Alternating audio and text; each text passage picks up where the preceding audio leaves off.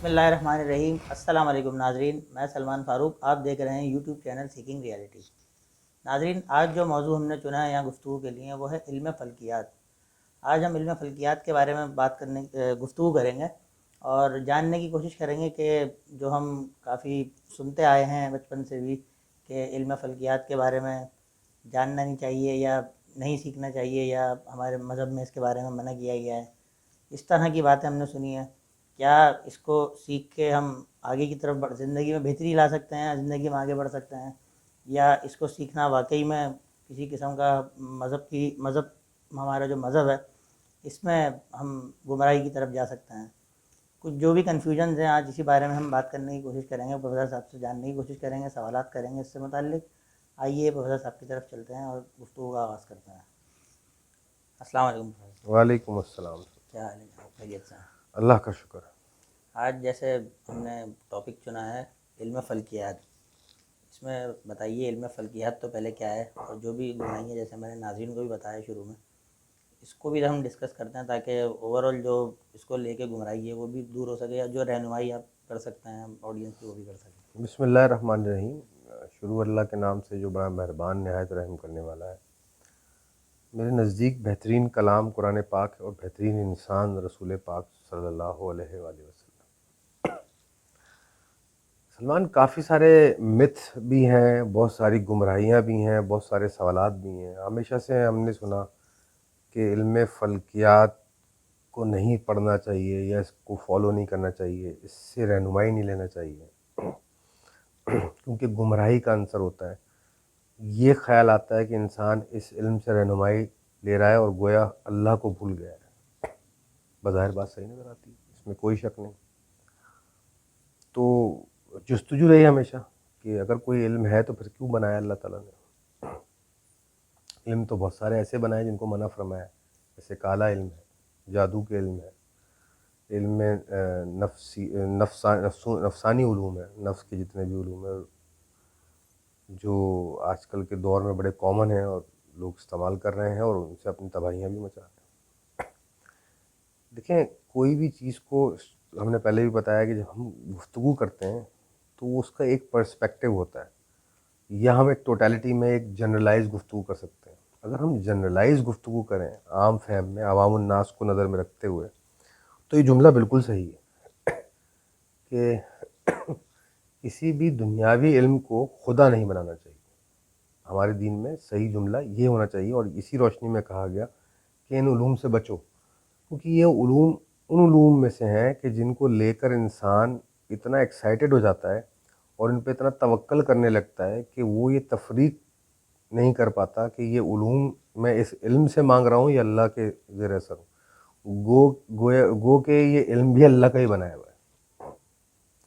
तो इसलिए जनरली जो बुज़ुर्गान दीन ने फरमाया और जो हम सुनते हैं अहले इल्म से कि इन उलूम से दूर रहिए, वो जनरली बात सही कहते हैं। लेकिन इसका ये मतलब नहीं कि हर इंसान इन उलूम से दूर रहे। एक तरफ अल्लाह ताला ने कुरान में ये भी फरमाया कि और हमने गौर व फिक्र करने वालों के लिए निशानियाँ रखी हैं, और ये ज़मीन व आसमान, चाँद व तारे हमने आपके लिए बनाए हैं, और इनकी एक कैलकुलेटेड मूवमेंट है जिससे आप इस्तिफ़ादा हासिल कर सकते हैं। और कुरान में ऐसी सूरतें हैं जो कि इसके नाम पर हैं। सूरह बुरूज, बुरूज कहते हैं तारों के झुरमुट को। तो सबसे पहले तो ये समझना ज़रूरी है कि ये इल्म स्टैंड कहाँ करता है इल्मी प्लेटफॉर्म के ऊपर। जो तमाम उलूम दुनिया में पाए जाते हैं उसमें इस इल्म की इफादियत की अहमियत या पोजीशनिंग क्या है, औकात क्या है इस इल्म। इंसानी अक़ल के अंदर जो भी उलूम समाये हैं और जो इंसानी अक़ल ने उन उलूम को एक्सप्लोर किया है आज तक, जब से रूए ज़मीन पर इंसान बसता है, साइंटिफिकली स्पीकिंग, साइंस कहती है कि 5 लाख साल हो गए कि इंसान इस दुनिया में पनप रहा है, उसका वजूद नज़र आता है, जो हमारे पास एविडेंट हिस्ट्री मिलती है इंसान की, वो 5 लाख साल है। और कहते हैं साइंस खुद ही कहती है कि 5 लाख साल में जो सबसे पुराना इल्म इंसान इस्तेमाल करता हुआ और इंसान को जो हासिल हुआ वो पाया जाता है, वो इल्म फ़ल्कियात है। ये इतना पुराना कदीम इल्म है, नंबर 1। तो इतना कदीम इल्म है, इसमें कोई ना कोई तो ख़ास बात होगी, और वो हमें सुनने में भी आ रही है कि इसमें इतनी ख़ास बात है کہ جب آپ اس کو فالو کرنا شروع کرتے ہو یا اس کو ایکسپلور کرنا شروع کرتے ہو تو گویا اپنا ایمان آپ کا جاتا رہتا ہے کہ آپ اس علم کے ہو جاتے ہو. یہ اتنی گائیڈنس دیتا ہے, اتنی روشنی دیتا ہے, اتنی حقائق کھول دیتا ہے. ایک بات. دوسری بات, دنیا میں اس وقت روئے زمین پر ان علوم کو اتنا مین اسٹریم کیوں نہیں مانا جاتا, جیسے علم فلکیات ہے, علم یہ پامسٹری کا علم ہے, اور انرجی ہیلنگ ہے, ریکی, جتنے بھی اس ٹائپ کے علوم ہیں جو روحانی علوم کہلاتے ہیں کسی حد تک, یا نفسانی علوم ہیں, یا ادر دین مٹیریل سائنس کے جو علوم کہلاتے ہیں. دنیا میں دو قسم کے علوم پائے جاتے ہیں. ایک وہ جو مٹیریل سائنس کے زیر اثر میں آتے ہیں, جن کو ہم سائنٹیفک نالجز کہتے ہیں, جس میں آپ کی نارمل ہسٹری ہے, بیہیویئر ہے, سائیکالوجی ہے, سائیکیٹری ہے, فزکس, کیمسٹری, بایولوجی, ہسٹری, اس کی سب برانچز ہیں, مینجمنٹ ہے, بیہیویئرزم کی, سوشل سسٹم ہے, سیوکس ہے, ڈیموکریٹک انڈرسٹینڈنگ ہے. سارے قسم کے علوم جو ہم اس وقت ڈگریاں جو یونیورسٹیوں میں مل رہی ہیں, ایک تو یہ علوم پائے جاتے ہیں. ایک یہ علوم وہ ہوتے ہیں جو کہ کوانٹیفائبل ہیں اور اسٹیٹسٹکلی پروون ہیں, ان کی ہائپوتھیسس ٹیسٹ کی جا سکتی ہیں. دوسرے ٹائپ کے علوم جو پائے جاتے ہیں وہ کوانٹیفائبل نہیں ہوتے, وہ based on experience and understanding ہوتے ہیں, تجربات پر مبنی ہوتے ہیں, یا ان کی جو ماضی کی ایونٹ ہوئے ہوتے ہیں وہ ان کا کرنٹ سٹیٹس آئیڈینٹیفائی کرتے ہیں, اسٹیبلش کرتے ہیں, جن کو ہم سوڈو سائنسز بھی کہتے ہیں. وہ علوم جو کہ لیب میں ٹیسٹ نہیں کیے جا سکتے. جیسا مثال کے طور پہ علم فلکیات کو لے لیتے ہیں ہم. علم فلکیات میں چاند تاروں کی کیلکولیشن ہوتی ہے, بروجوں کی کیلکولیشن ہوتی ہے, انسان کی برتھ چارٹ بنایا جاتا ہے کہ وہ کیوں آیا دنیا میں, اس بہت ہر چیز اس سے ڈسکس کی جا سکتی ہے علم فلکیات کے اندر. تو اس کو آپ لیبارٹری میں تو ٹیسٹ نہیں کر سکتے. میں لیب میں چاند سورج رکھ کے تو آپ کا برتھ چارٹ نہیں بنا سکتا, اتنے بڑے میگنیٹیوڈ کے اوپر ہے. جیسے میں کہوں کہ جی اس سائن کے اندر پیدا ہونے والے تمام لوگ جو ہیں ان کو یہ صلاحیتیں ملتی ہیں, تو یہ میں لیب میں نہیں پروو کر سکتا. لیکن پاسٹ میں ان سائنوں میں جتنے لوگ پیدا ہوئے ہیں مشہور, اگر میں ان کا برتھ چارٹ بناؤں تو سب میں یہ صلاحیتیں نظر آ رہی ہیں مجھے. تو ہسٹوریکل فیکٹ سے پروو ہو رہا ہے کہ یہ بات ٹرو ہے, یہ اسٹیٹمنٹ ٹرو ہوتا ہوا نظر آ رہا ہے, یا 90% سے زیادہ ٹرو ہے. تو ایسی سائنس, ایسے علوم کو جن کو آپ ہسٹوریکل فیکٹس اور پریکٹسز پہ ایکسپیرینسز کی بیس کے اوپر ٹرو سمجھتے ہو, ان کو سوڈو سائنسز کہتے ہیں. ایک تو یہ تفریق ہو گئی کہ علم فلکیات کھڑا کا ہے, قدیم ترین علم ہے, انسانی عقل میں سمایا ہوا, یہ روحانی علم نہیں ہے, گو کہ اس کی روحانی سائڈ ہے. یعنی کہ اسپریچول اسٹرالوجی بھی ایک چیز ہوتی ہے جو آپ کو کامنلی پریکٹس ہوتی ہوئی نظر آتی ہے کہ یہ ہفتہ کیسا رہے گا, آپ اپنا برتھ چارٹ بنا لیں اور بہت ساری ڈیٹیلنگ آپ جان سکتے ہیں, زندگی میں میرے ساتھ کیا ہوگا, جیون ساتھی کیسا رہے گا, دولت کتنی آئے گی, صلاحیتیں کیا ہوں گی, بزنس کون سا کرنا چاہیے, کب شادی کرنا چاہیے, کب یہ مسئلہ ہوگا, اولاد کتنی ہوگی, سارے جو کیلکولیشنز نکال کے اندازے بتائے جاتے ہیں. یہ جو اسٹرالوجی ہے یہ کمرشل اسٹرالوجی یا ویسٹرن اسٹرالوجی کہلاتی ہے, یہ commercial side of the astrology. اس کے برعکس ایک اسٹرالوجی کی اسپریچول سائڈ بھی ہوتی ہے کہ دنیا میں اس وقت کیا دور گزر رہا ہے, آنے والا دور انسانیت پر کیسا آنے والا ہے, کون سا ملک کون سی قوم کے اوپر کیا وقت آنے والا ہے, انسان کی روح کس روحانی مٹیریل کی بنی ہوئی ہے, وہ زندگی میں کیا مقاصد حاصل کرنے ہیں, اللہ نے اس کو کیوں پیدا کیا ہے, کیا وہ خاص لوگوں میں سے ہے یا عام لوگوں میں سے, کیا چوزن ون میں سے ہے یا نان چوزن ون میں سے ہے, اللہ کے برگزیدہ لوگوں میں سے ہے یا شیطانی لوگوں میں سے, اس کی ڈیسٹنی کیا ہے. بہت سارے روحانی معاملات جو ہیں وہ اس علم سے, جو اس کی اسپریچول سائڈ ہے.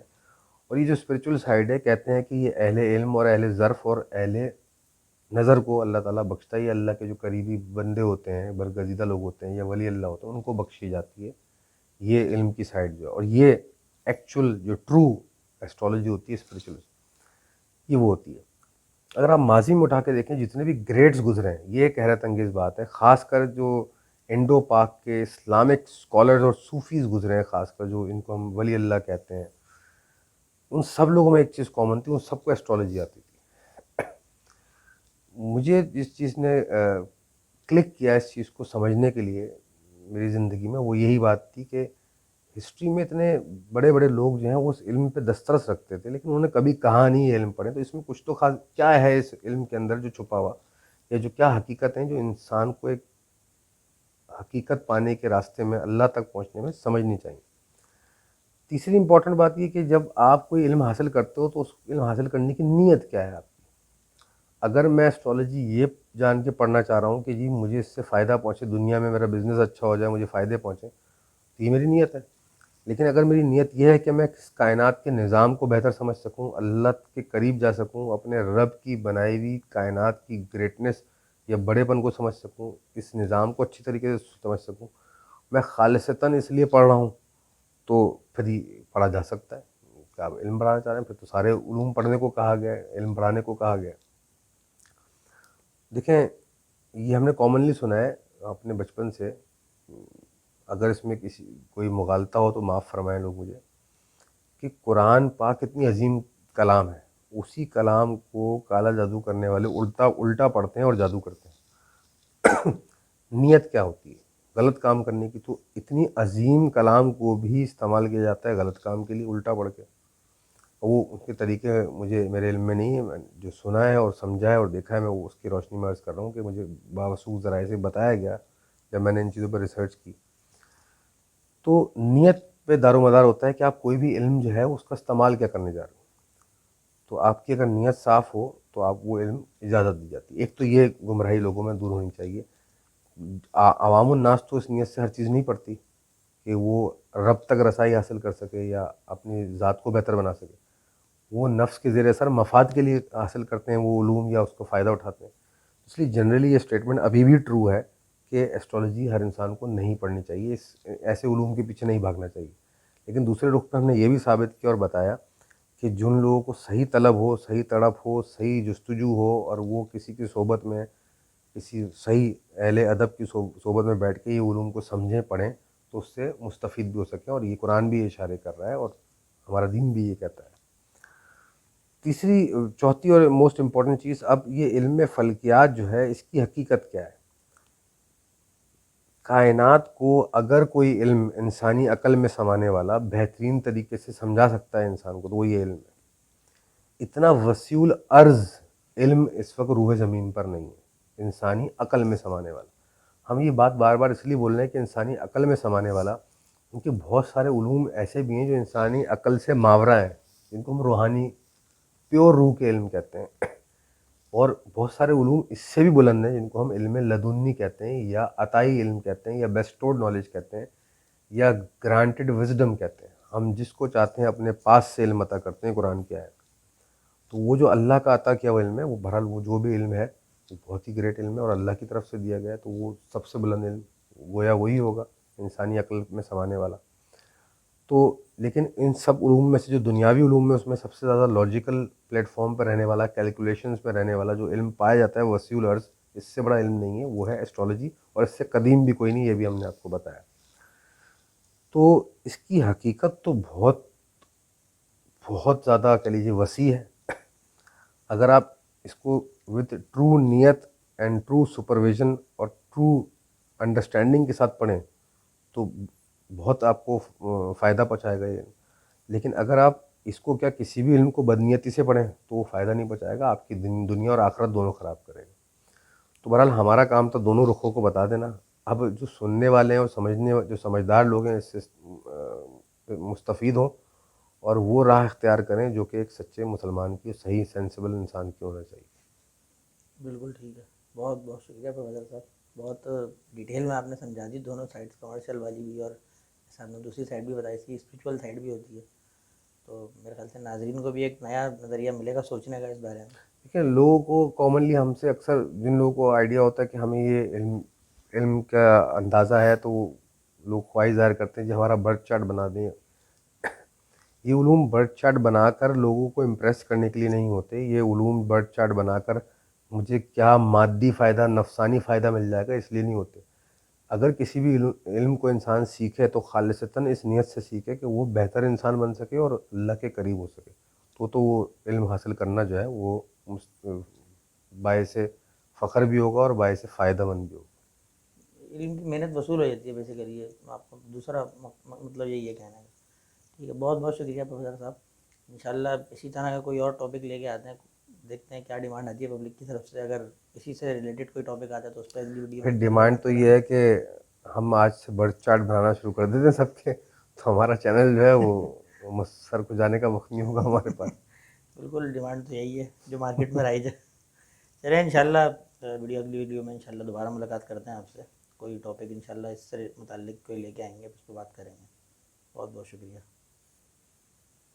नाज़रीन। जैसा कि आपने देखा, आज हमने प्रोफेसर साहब से गुफ्तगू की इल्म फ़ल्कियात को लेके, एस्ट्रोलॉजी के इल्म के मुताल्लिक हमने जानने की कोशिश करी कि किस तरह हम इससे जो है वो सीख सकते हैं। जैसे प्रोफेसर साहब ने भी समझाया कि कोई भी इल्म गलत नहीं है, उसका इस्तेमाल सही या गलत हो सकता है।